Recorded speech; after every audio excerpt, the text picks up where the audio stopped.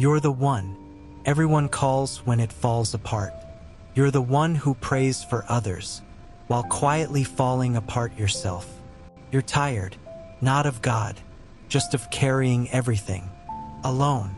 Nobody talks about this version of faith exhaustion, the one where you haven't stopped believing, you've just stopped having energy to perform it, where worship feels like effort, where prayer feels like talking to a wall, where you open your Bible and feel absolutely nothing, and then you feel guilty for feeling nothing. That cycle is exhausting, and it's more common than you think. Elijah was one of the greatest prophets who ever lived, and after his biggest moment, after calling down fire from heaven, he sat under a tree and asked God to let him die, not because he'd lost faith, because he was exhausted. And what did God do? He didn't lecture him.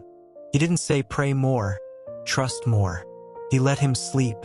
He sent an angel with food. He said, the journey is too great for you. Rest. God's response to burnout wasn't a sermon. It was rest, food, presence. He didn't ask Elijah to be stronger. He met him exactly where he was, depleted, done, empty, and said, you don't have to move yet.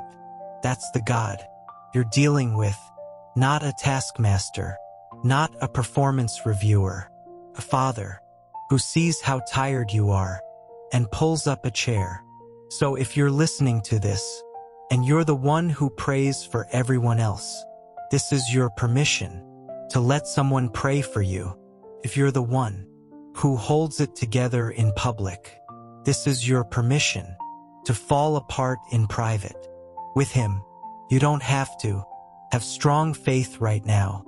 You just have to have honest faith, the kind that says, I'm tired, God, I don't have much left, and trusts that that is enough to bring to him. The strongest thing you can do right now is stop pretending you're fine. God already knows.